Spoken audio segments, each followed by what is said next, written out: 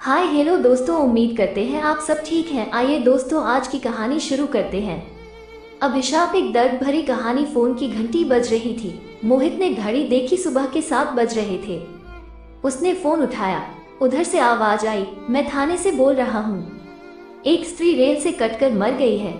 उसके फोन में last dial में आपका नंबर था, इसलिए आपको फोन किया। मोहित को तो काटो खून नहीं, रात तो मौसी से बात हुई थी। बेहद उदासी भरी हताश सी बातें कर रही थी। कल जो कुछ घर में हुआ बता रही थी। आवाज में भी बहुत कमजोरी थी, लेकिन वो थका हुआ था। उसने कह दिया, मौसी कल शाम घर आकर विस्तार से बात करूंगा, पर अब तो। जल्दी से थाने भागा। लाश मोर्चरी में रखी हुई थी। उसने मौसा जी को फोन किया, जो बिजली विभाग में कार्यरत थे। 2 साल पहले ही रिटायर हुए हैं। मौसा जी को तो लगा उसकी बात सुनकर सांप सा ही सूंघ गया। मैं आता हूँ कहकर उन्होंने फोन काट दिया। मोहित सामने पड़ी बेंच पर बैठ गया। उसकी आंखों से आंसू बहने लगे। मौसी माँ की लाडली बहन थी, उनसे 6 साल छोटी थी। मोहित भी मौसी के दिल के बहुत करीब था। सोच में डूब गया मोहित। माँ बताया करती थी, जब उनके जन्म के बाद मौसी पैदा हुई तो सबको खल गई, क्योंकि सबको लड़का चाहिए था। उनके होने से पहले लड़की जानकर कई गर्भपात करा दिए गए थे। उस बार लड़का होने की रिपोर्ट पर ही बच्चा पैदा किया गया, पर हुई लड़की। किसी को बर्दाश्त ही नहीं हुआ। कोहराम सा मच गया। कोई शगुन नहीं हुआ, बस मातम ही हुआ।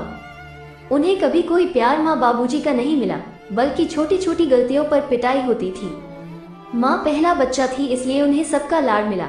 बाद में कई गर्भपात के बाद छोटा भाई आने पर तो उनकी हालत और खराब हो गई। एक तरह से नौकरानी वाली ही हो गई। स्कूल तो भेजा गया उन्हें, पर पढ़ाई की कोई सुविधा नहीं दी उन्हें। स्कूल जाते जाते काम, स्कूल से आते ही फिर काम ही काम। बस माँ ही बहुत प्यार करती थी उन्हें। माँ बताती थी, एक बार मौसी ने भूख लगने पर भाई के लिए रखा हुआ सेब खा लिया।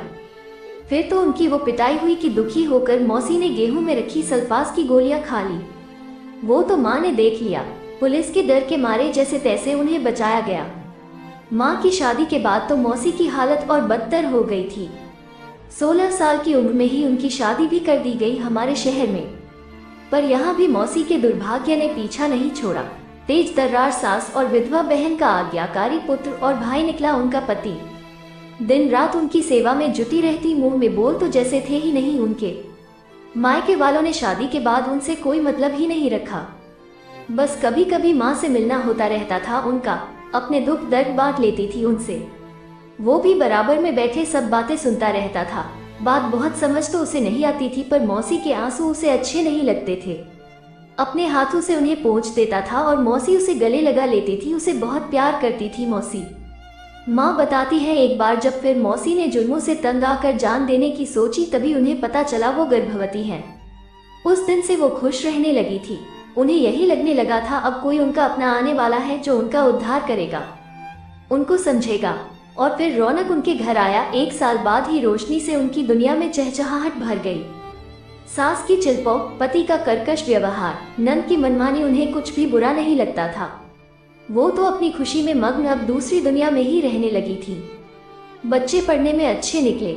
लड़का बैंक अफसर और बेटी इंजीनियर बनी। बेटी की शादी उसके जॉब में आते ही कर दी। वो अपने घर में खुश थी, नौकरी और अपनी ससुराल में व्यस्त। मौसी भी उसे कुछ बताकर दुखी नहीं करना चाहती थी। एक बहुत बड़ा झटका मौसी को तब लगा जब उनकी बड़ी बहन यानी उसकी माँ अचानक चल बसी। बहुत फूट फूट कर रोई थी वो। कहती थी, अब मैं अनाथ हो गई। वो तो खुद ही बिल्कुल टूट सा गया था, पर उसने मौसी को गले लगाकर कहा था, मैं हूं ना।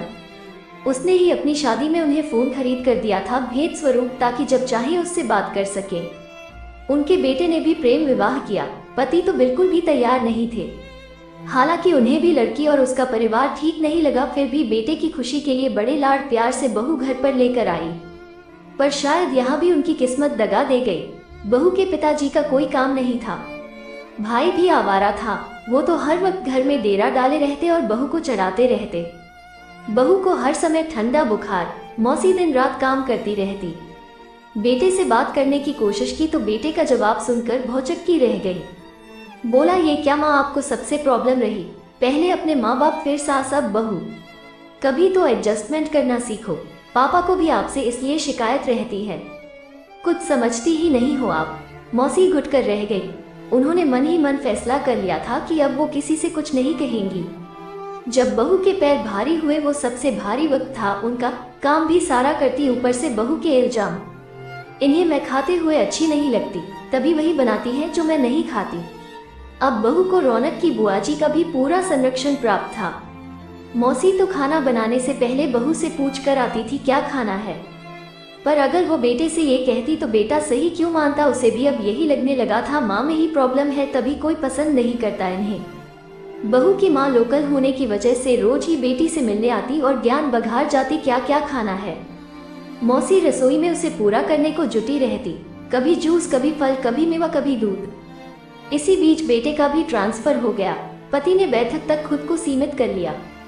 मौसी चुपचाप सबकी बातें सुनते हुए कामों में लगी रहती, पर जिस दिन दूध जैसा पोता घर आया, मौसी फिर निहाल हो गई। सब दुख भूल गई, सपने बुनने लगी, पर सपना तब टूटा जब बहू ने पोते को हाथ भी लगाने को मना कर दिया। अब बहू की माँ भी घर पर ही रहने लगी थी, बेटी की देखभाल के नाम पर काम सारा मौसी ही करती। मौसी का शरीर भी टूट गया था, इतना काम नहीं हो पा रहा था। उन्हें बुखार आ गया, तब भी वो काम करती रही, पर कल अचानक बेहोश होकर गिर गई। फिर तो घर में कोहराम ही मच गया। कहा गया जरा काम क्या बढ़ गया, इनका नाटक शुरू हो गया। क्या क्या नहीं कहा गया। उन्हें रौनक की बुआ भी कहने लगी शुरू से आदत है इसकी तो नाटक करने की। बहुत रोई मौसी, और कल रात मौसी उसे फोन करके यही सुना रही थी, पर उसने ठीक से पूरी बात नहीं सुनी। सोचा कल जाकर खुद मिल लेगा, पर शायद उन्होंने मन तभी बना लिया था। उनकी लाश लेकर घर आए तो सुना बुआ, बहू और उसकी माँ कह रही थी कुछ किया तो है नहीं आज तक, रेल से कटकर बदनामी और दे गई, कुल का नाम बदनाम कर गई, घर के लिए बस अभिशाप ही रही। कहानी पढ़कर कहीं ना जाए दोस्तों, नीचे कमेंट बॉक्स में जाकर अपना कीमती कमेंट हमें लिखकर जरूर भेजें। हमें आपके कमेंटों का इंतजार है और हमेशा रहेगा। वीडियो पसंद आया हो तो लाइक, सब्सक्राइब और शेयर करें। वीडियो देखने के लिए आपका बहुत बहुत धन्यवाद।